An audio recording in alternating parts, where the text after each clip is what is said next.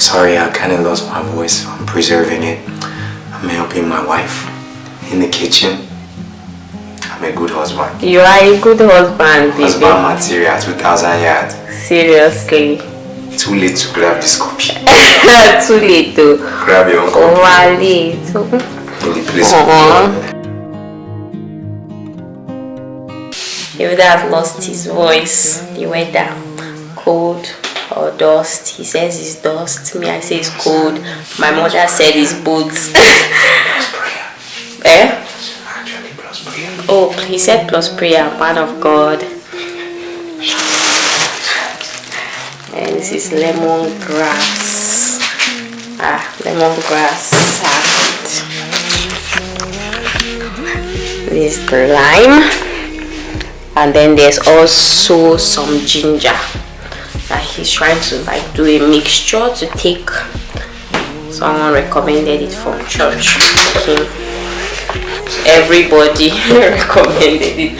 It seems like it's the local medicine for. They even supply with the ingredients. Yeah, they even supply them the ingredients. So it seems like it's the local medicine for this particular I don't want to say ailment, but occurrence, this particular event. Yes, and can we just appreciate how pretty I'm looking, if I must say so myself.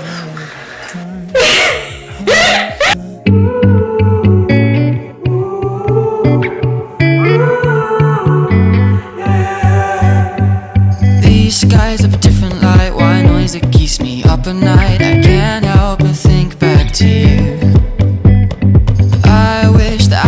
So anyhow, I'm trying to make a home remedy for my voice. As you can see, I kind of seem to have lost my voice a bit due to the weather and also probably overexerting my voice. So I need to get my voice back. Eyes of knowing a real man of God, you believe me. I'm joking. If they not use your words, are you really preaching? I really declare it. Oh my God. It's supposed to work, but I'm just gonna try it. Yeah. I'm just gonna mix all this stuff in there, break it, bend it, bring out some juice. See you on the other side. I try to use every video to talk about relationship. So what about relationship can I talk about? Husband, befriending your wife. Yeah, I wanted to say that, but I didn't know if you allow me to talk about it. That's what I wanted to say. But thank you. You see, the Lord, but you need not fight for yourself. The Lord say He'll fight for you. Yeah, so something I would just like to say is that I really wish that husbands and wives befriend their spouses the way they befriend other members of the opposite sex. I feel like there's this mentality that your spouse is your spouse and then your friend is your friend, but I'm like, you can have the best of both worlds. Like it's just going to take effort, intentionality and practice. It's not going to happen overnight, but you have to want it, and then you have to continue to put in the effort. So I just wish that I would see more couples like that when you look at them, you'll be like, these people are married, because they'll just be laughing, and then just look so at ease and relaxed with each other and friendly with each other, So yeah, I'd like to encourage other couples coming up that please don't buy into that lie that your spouse is your spouse. Yes, I know that that you have to be official. Solemn. Thank you, babe. My husband is supplying me words in whispers. Yes, there are changes that come with being a wife or a husband. Like it's a new realm, a new level. But don't let go of that fun that you guys had when you were dating. As a man, you used to be so vulnerable with your girlfriend, who is now your wife. Don't let go of it. Let me tell you a true story. When we newly got married, the truth is that things were awkward, for a few weeks. Honestly speaking, we're still trying to figure out how to be with each other, especially in public. when we got back home, we would be comfortable around each other, but when we went out, we didn't really know how to be, But then eventually we had to come to the realization that yes, we are husband and wife now, yes, we are married, we live together, but ultimately we are still normal and Yehuda. We are still friends, you get, like, in as much as things have changed, we should still not let things change. I don't know if you get. Let it not be that freer with someone outside, and then when you come back home, you're like, you guys are stiff with each other. Let it not be like that. Instead, it's your spouse that is supposed to enjoy those parts of you, not your co-workers, not your church members, you get, not strangers. My guy, don't stop being playful with your wife. Still be playful with her. If you're a woman, you guys should still be vulnerable with each other. Yes, he said Isaac played with Rebecca. Oh my God, there's one part of scripture I love so much. When I read it, but I was like, now I believe that God supports true love. But I used to feel like, maybe husband and wife relationship is not that important. I know, right? What was I thinking? Is it not the Bible that said, like, Christ, a man is joined to his wife, the way Christ is with the church? Yeah, is who was crying for a baby? Was it Hannah, babe? Hannah, was crying for a baby and everything. And her husband said to you, woman, why are you crying? Am I not worth more to you than 10 sons? God, when I read that, the Bible spoke about how much he loved his wife. Honestly, that meant a lot to me. Some people may not see it, but I was like, wow, like the love between husband and wife is that strong. For him to tell her, am I not worth more to you than children? And we know how women can get with children, you get. So that meant a lot to me. So yeah, one couple that really admires me on YouTube. I don't know if you guys know them. Admires you. Is that what I said? Inspires. That really inspires me. Now that just the blue inspires me. It's Ayoke. I remember the first time I found out about them through a friend of mine, Dorothy. I remember when I first checked them out. It was Dorothy on her status. So I checked them out on YouTube and I was like, these people are too, they are too happy. You see this world, but sometimes we don't like authentic things, like we don't like good. When you see good, I was just like, these people are just so happy. But when I was in my right senses, nobody forced me. Now me carry myself, I was going to look for them. I forgot their name, but I knew there was something like Ope or something. I searched all manner of things, but I searched. Eventually I found them.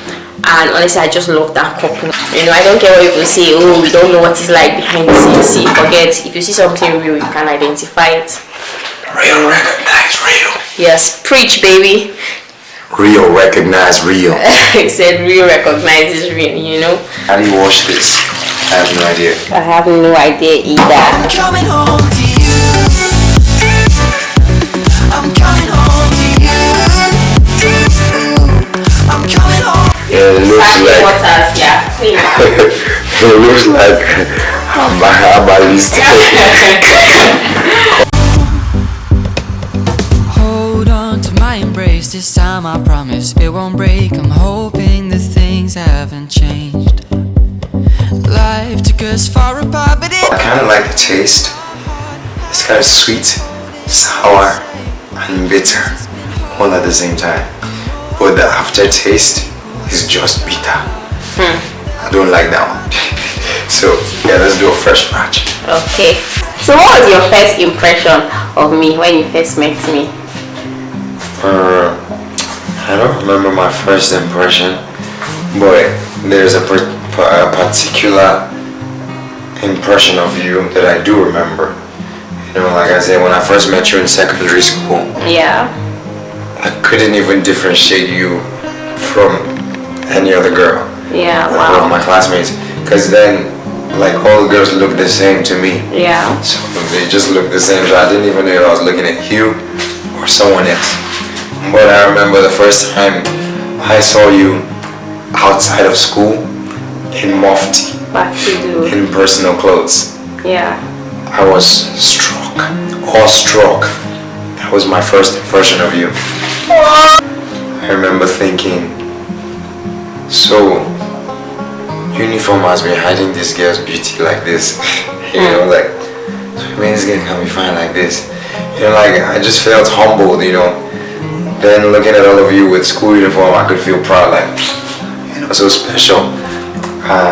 But when I saw you in the fullness of your beauty, I felt nervous, like the way a guy should feel in the presence of a beautiful woman.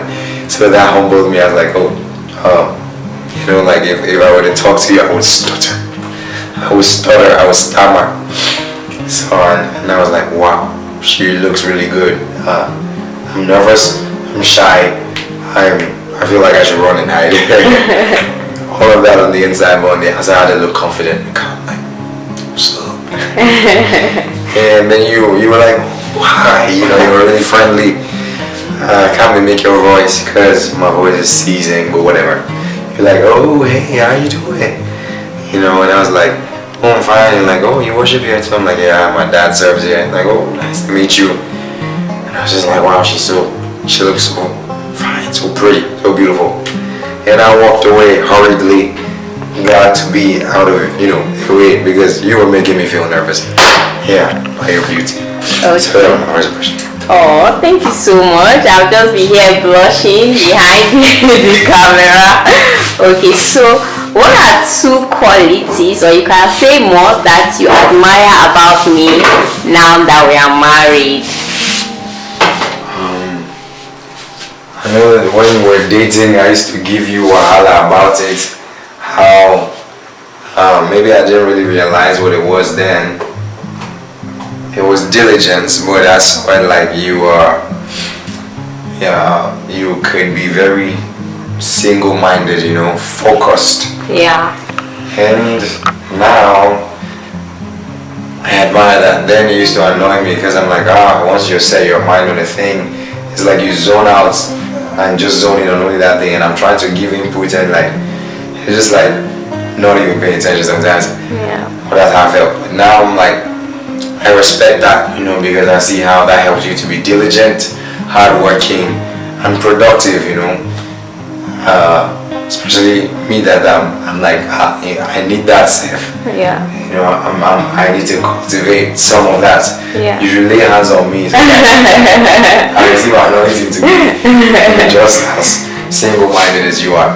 And then, ironically, at the same time, you're really good at multitasking. I read yesterday how women, Pastor Kingsley Okonkwo, I got his recent email for this week. Yeah. So spoke about how women, this, that, they can multitask. And I've read that many times and it had always been cliche. But when I read it this time, it just hits me so hard. I felt the weight of the truth in that statement in your life. I struggle, sometimes when I'm doing one single task and you're talking to me and I feel so like you are distracting me. I need this focus, but you can do so many things at the same time. Sometimes I find it hard to keep up. I'm like, look, that's why I'm always telling you, tell me ahead of time so I can plan one thing per time. And you have the whole day planned out. Sometimes even when you don't, you can just stand up and all at once map out 10 different things that you want to do, and you would get all of them done. Wow. And I'm just like, sure, what kind of magic is that? So, I recognize that when I read that email, I realized that truly has a strength that God gave to a woman. Not all men have that. It's a gift, a power, especially for women. They're truly homemakers. They truly have stuff that a man needs. So like truly they deserve our respect. Yeah. Thank you very much. If you were to talk to a guy now, right? A guy should come to you for maybe he's about to get married. What advice would you give him? Like what tips would you give him? I don't know if you have any. What I would just say is, whatever you do, don't lose God. Right? Because marriage is purposeless without God. If you don't have God, your marriage, the reason of you and that woman coming together as one, has no purpose. no reason, no mission, nothing. God doesn't bring two people together just to be together. That's not the reason why. He brings them together for a reason. There's something for them to do together. And if you lose sight of God, then you would lose sight of purpose. You won't be able to be in tune with that purpose. You'll not be able to know, to continue receiving direction, guidance, wisdom, knowledge, Him teaching you what is meant for, part time, part season. And then you just be there stuck, not knowing what to do, So basically, don't take your relationship with God for granted. Let marriage not come in between that. I don't mean that you turn your wife to your enemy. I'm saying that put in extra effort to maintain a spiritual, devotional life. And include your wife in it. Create a new schedule for both of you. Maintain your personal one. That means continue in devotion and prayer. Read your Bible and pray continuously. Align your heart. It can be easy to get lost, right? But even if you do, fight your way back. Fight for it. That's the beautiful thing about God. The door is always open to come back. There's a restoration or redemption. So that's that. Because of you guys, I'm going to go all out. My initial plan was just to throw those eggs into a bowl, whisk it, put it in the fry pan and eat. But because of you guys, I'm going to add some tomatoes or tomatoes, whatever. Tomato.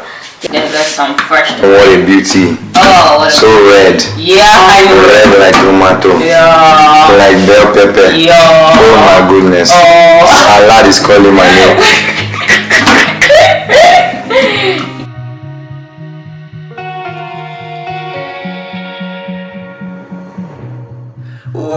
So this thing that we inherited from Daddy, me and mommy. Yes, so very, very helpful and very useful. So I'm going to use it to dice the tomatoes, yeah.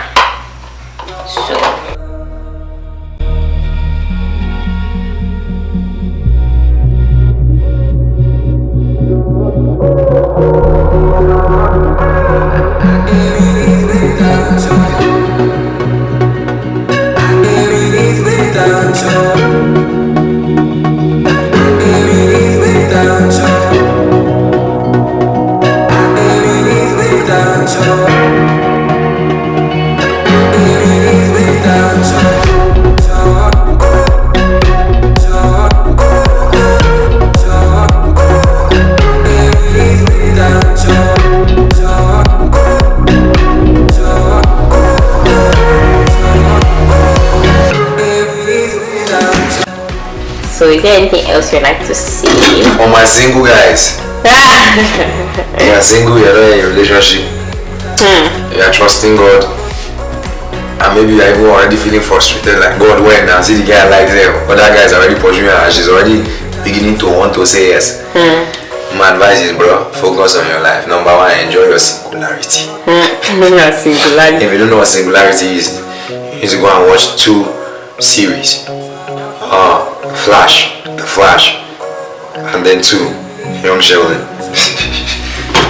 Enjoy being single. You'll never have it again, never. Don't take it for granted. You have freedom, you have liberty.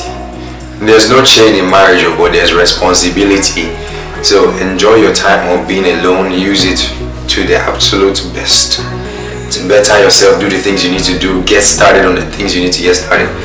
Which leads me to my next point. Number 2, work on your weaknesses. Your weaknesses will be, marriage will magnify everything that you are, everything in your life. Your strengths will be magnified, your weaknesses will be magnified.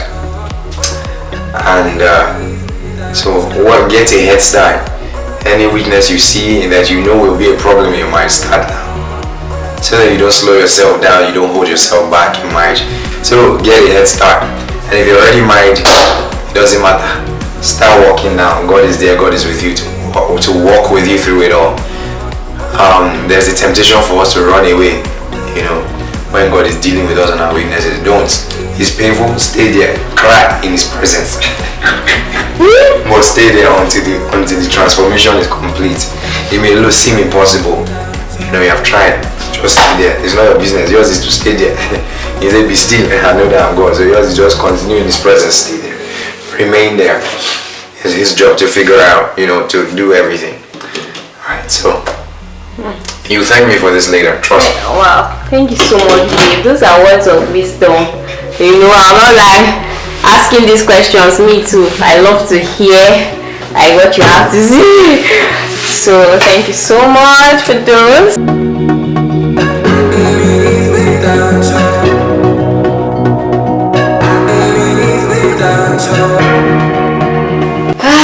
Yeah. Alright. As I said, I would really love to make a cook and chat video. I saw it on the Katio's channel. Yeah, so I would really like to do that someday, and I really pray that God makes it possible for me. Yeah. Thank you for watching.